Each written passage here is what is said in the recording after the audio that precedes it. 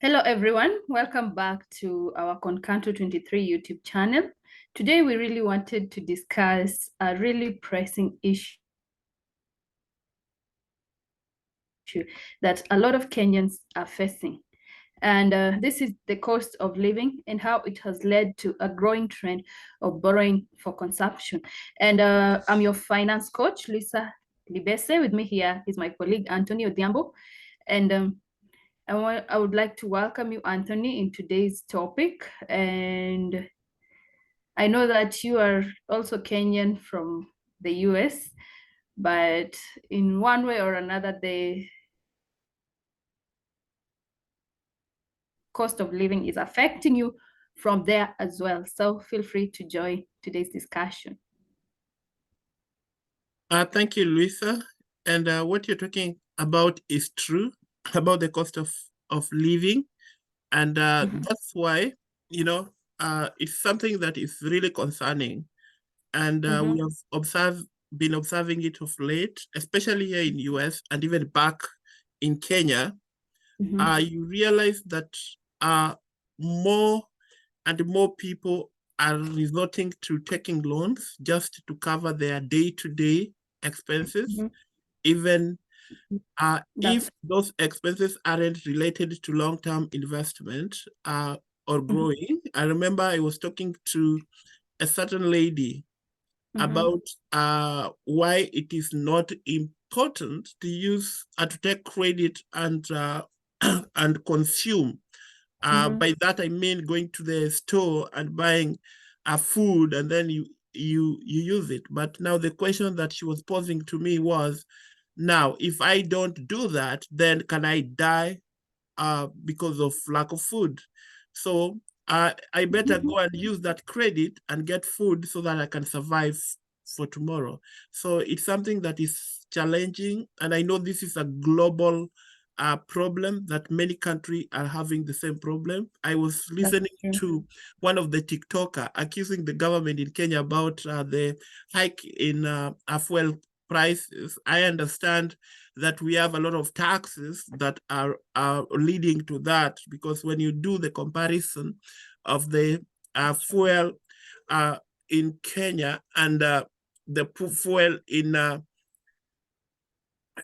fuel in Kenya and fuel in other countries like in Uganda and Tanzania, you realize that maybe it's more lower the other side.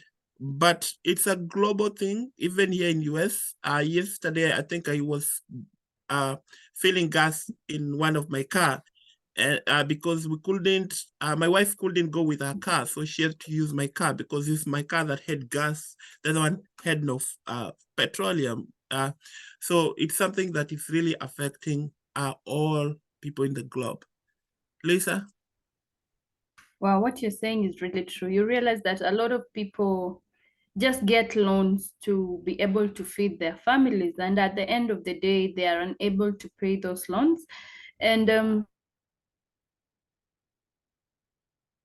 they end up being blacklisted in those CRB places. And it's not like they're, how can I say, it's not their wish to be in that position. But you find that right now it's really challenging for a lot of people here in Kenya because everything is high. And I was just thinking, today I was talking to my friend Chiri, and she's my sister, and she was like, have you thought about someone who earns 200 shillings in a day, and sugar, half a kg is 100 shillings, or more than 100 shillings, just half a kg, and 1 kg is 230, while 2 kg is 400. So how do these people survive? And they still have to buy flour, they still have to do other chores to get oil, and you realize it's really tough. And that's why a lot of youth right now, they're ending up being thugs, and they're really doing very very bad things because the cost of living is really high, and it's a challenging situation. With the high cost of living, you find that a lot of individuals and families, just as I've said, find it difficult to really make ends meet, and on their regular income alone, just like I've said, on that 200. So they feel really compelled to turn to loans just to keep up with their daily expenses. And you realize that this loan, maybe they can't go over a limit of 500. So you remember, like the hustler fund, a lot of people began at 500, and not everybody can get that 500 and be able to pay it on time. So it has really become really challenging to a lot of people, and it's a sad situation because I really love places like America, because you find that the government really supports the needy, not only the needy, like everybody, when it comes to food and pandemics. But here in Kenya, it's really difficult. People are just struggling, people are suffering, people are hungry, people end up doing really bad things because they don't have money to do all that. And it's really sad. Yeah. Yeah, what you're talking Anthony. about is true. And you mentioned something about most young people. Uh, you find them going to start stealing. Like I remember in August when I was in Kenya, just a day when we left Kitale going to Nairobi, some people came at night and took my father's cow and went and slaughtered it and sell the meat, and only threw there Yeah. the hide, the skin of the cow and the calf, because the cow was expecting, which is a very bad situation because of the high cost of living.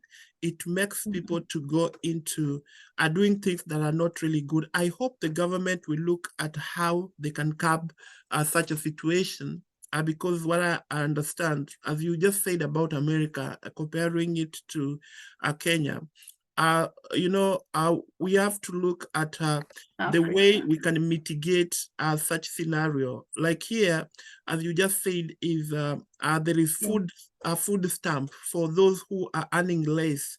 And some people go for it. There are those houses for those people who are earning less. Yeah, you have to qualify to get it, and that can at least slightly lower the cost of living to some people.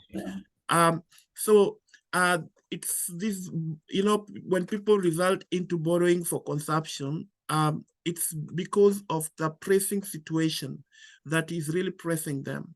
So it has become a common strategy for many Kenyans, according to what I've read, that who are trying to survive amidst financial challenges. And this makes them to result into borrowing, not for long-term investment or growth, but simply to make ends meet. Like I remember when the president was talking about household fund, those times when they were just introducing it, I mean, some people were making fun of it, that they went and took that $500 shillings, and they went and buy food, and they came back with food. So they are thinking how to pay it. So you see, it's a very difficult situation that I want to believe that our leaders can sit down and look at it. But the only problem is the gap between the poor and the rich is very big. And most people who have food and who have never experienced any poverty, when you tell them that, some people are hungry, they don't even understand that. I remember when I was in college, and this guy, he was from Nairobi, he was my friend. And then I remember those days, it was during Kibaki's time. And many people had issues with their food. I think there was poverty because of the dry season, and drought in Turkana, and so many other parts in the northern part of Kenya. People were not getting food. They were resulting into eating a wild fruit, and eating rat and so many other things which were really not good. And when this guy was looking at that thing and he was not believing, he was telling me, is that Kenya? Because he has never experienced that. Yeah. So what you're talking is true, Luisa. Yeah. And this is just a reflection of the difficult times people are facing. And it's really important if people try to address the root cause of these challenges and find like a Mm-hmm. sustainable solution that will favor everybody. And this, I think that we really need to work towards empowering individuals with their financial knowledge and skills to just help them overcome these times or these difficult times. And I hope that as we are trying to address them, they're also willing, because they have to understand their financial and financial status, understand how to manage their finances well, and you find that it becomes really challenging for them, because the times, like I've said, someone asked me, so I earn 200 shillings in a day, how much do I save from this? And I'm like, maybe you can just save at least 10 bob. 10 bob a day can do magic in the future. So they still have to learn how to save from that little they earn, despite trying to make their ends meet and get to somewhere. And also, I think as we address the financial status, we also need to encourage the Ministry of Finance, also encourage people to just get children that they can manage to raise. Some people just get a lot of kids, and when it comes to finances, they can't manage their finances and raising up their families. So that is something that also needs to be addressed. As we are working on this other end, they need to work on the other end, because you find that someone has like 10 children, no job, no stable anything. All these kids need food, they need shelter, they need education, they need clothing. And right now the cost of living is so high, not everybody can manage that. And I think it's best when this is addressed, like as we address this side, they should be addressing the other side and educating them on why they should do this. And I feel that we can maybe work hand in hand with them at some point when talking about this, because this can help them also work within their family, as they address both topics in their families. They address both challenges in their families, both family or health and finance. So I don't know, what are your thoughts about it? Yeah, when you're talking, I think we have been talking about what is affecting most of us because of the global challenge of inflations and so many things that is a result of the cost of living rising. I think we as citizens and also individuals need to come to awareness that we do a lot of wastage sometimes when we have plenty. When I was back in Kenya, I remember we cook very big ugali, and then after we eat, if it remains, then we have to trash it in the we trash it, like here, like when we cook here in America, like here when we cook on Friday, that ugali I will eat it maybe up to a Tuesday, because I'll just be cutting a piece and microwave and just eat. And sometimes we look at things like fridge and microwave and so many other things very expensive, but if you get it, it can help you to lower cost of living in terms of when you have food, you can keep it so that it can last for some time. And another solution that we need also to look at is, like, most people live freestyle, whereby you get your money right now, you eat, and then after you finish, tomorrow will look upon itself. And they're really good in applying the biblical scripture, whereby they say that tomorrow will cater about itself. So it's really challenging, but I want to believe that what we can do, especially us in Concanto, and that's why I invite people to come to our platform so that they can understand. You can subscribe to concanto.com23 YouTube channel so that you'll understand different strategies about how to make passive income. And you can also look at other ways that you can also try to raise your standard of living instead of blaming the government all through. So we want to raise this awareness about this issue and promote financial literacy among our viewers. And that's why we have the book, My Pocket Friend Abroad.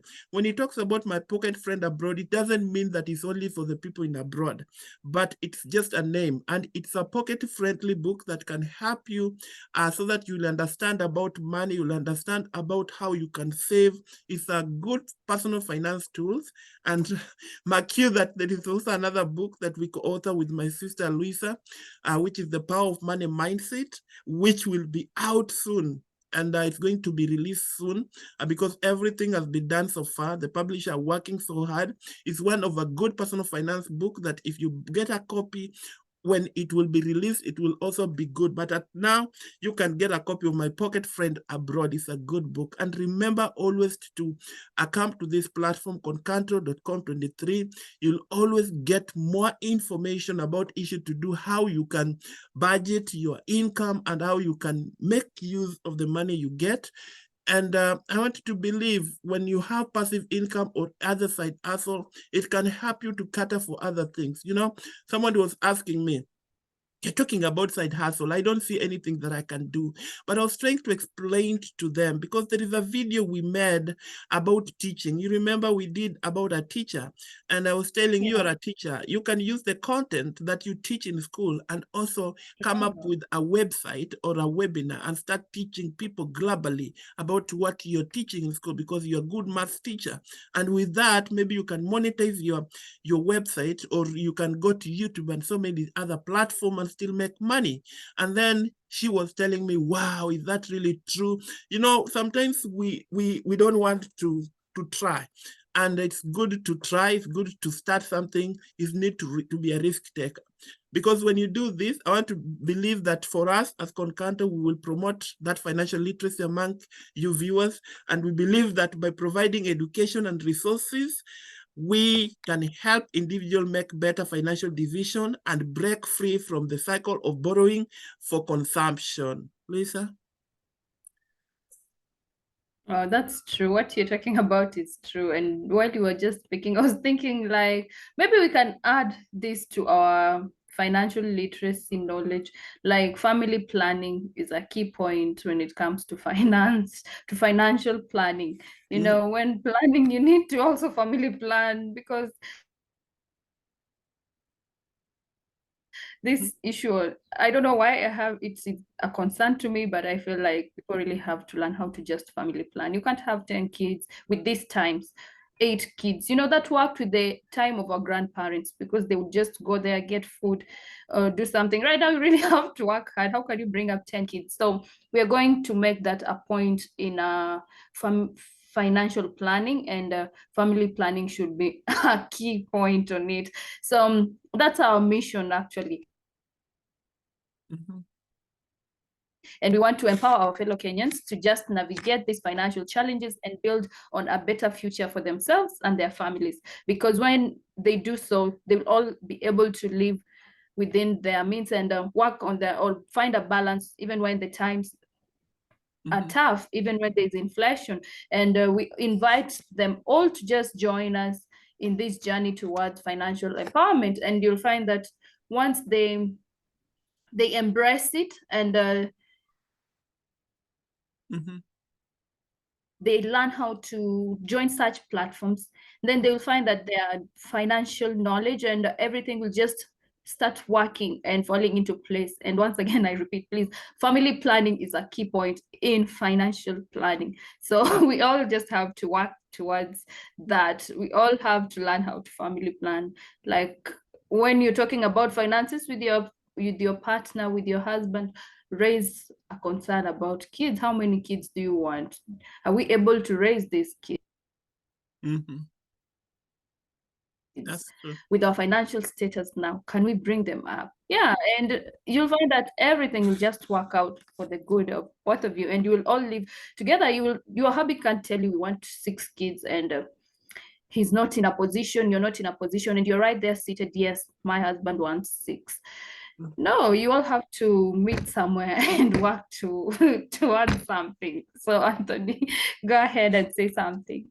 Yeah, what you're talking through is really true, and you know, those should be the point of discussion, especially when people are courting, so that you come up with a good idea about the same thing.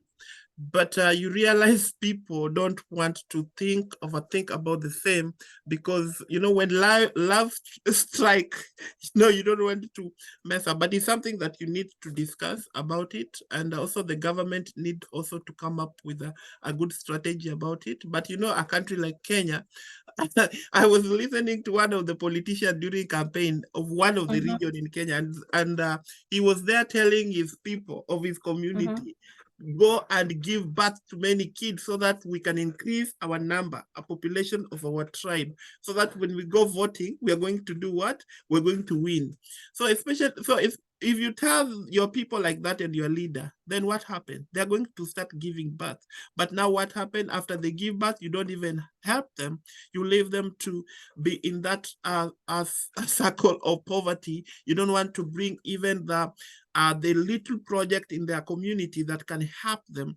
So I was looking at another idea that my friend was doing in Ghana, whereby it's like he had this project that he goes to a school, like a local elementary school or a middle school or a primary school, and then he look at the history of that school. If he get any person who is financially stable in that school, like 5 of that school, then he write them a letter that they need to sponsor a child in that school, and they need also to build something for their memory in that school, so that at least if each parents are doing such a thing, so you see, you lower That's the cost of interesting. living, and that's a good project. I really say, oh, one day we shall also do that project in Kenya, whereby you go to a local primary school, like where you used to study in one of the primary school top station. I think that challenged me that one day I want to do something there, or I need to make sure that I have a group of people that can sponsor some kids there, because you find some people are in poverty, nobody is helping them. So such project that people who at least are of good financial strength can come down and lift those who are down. It's a good project, and that is great. So what you're talking is true, my sister. And what I want to say is that together we can make a difference, especially if we come up with great idea. And I want to thank all of you, those who have turned up in this important discussion. And I want to tell them that don't forget to like, share, and subscribe to our channel, and stay updated on our future video. Until next time, this is Luisa. We've been with Luisa there, and there's Anthony, me, and I want to tell you that don't forget to subscribe. And remember also, always to like that button so that you'll always be getting the notification. And you need to take care and always stay financially empowered with the knowledge that we give you from here. And I think Luisa has something that she wanted to say before we end this discussion. Thank you. Yes, I just want to conclude by saying, yes. I have something to say. I just want to remind them that the kids' finance classes are ongoing, and you can enroll your kid for free, because so far we are doing it to our kids and our friends' kids. So feel free to enroll your kids if you want your kids to get the knowledge. Now that we are going into the long holidays for our kids, just feel free to enroll your kid, and you'll see a change in them. They will not. Let's just try and break this generational curse on finances, and let our kids grow up with different knowledge on that, because we know that it's a topic that is not taught in schools, and we want our kids to take a different road and not make the same mistakes we made in our lives. And with that, I just want to encourage you. You can send us an email at concanto@gmail.com, and follow us on Instagram at concanto23. Don't forget to hit the subscribe button at concanto23 on YouTube, and don't forget to leave your comment, just like my colleague has said. And once again, don't forget to grab a copy of My Pocket Friend Abroad, because this is a book that will change your life, and it has already changed many lives. So be a part of that. Be a part of the people this book is changing lives for. And with that, I just want to say God bless you. Don't forget to join our webinar this month. We're also going to talk about a very, very common topic that is affecting a lot of us, that is relationships and finances. And we know this is something something that a lot of us are facing out here, and we're going to take you through, and just feel free to join us. Once again, I want to thank all of you who have listened to us, who have joined, who have been a part of it. And I just want to say that God bless you and have a really, really lovely time. Thank you. Thank you very much. God bless you.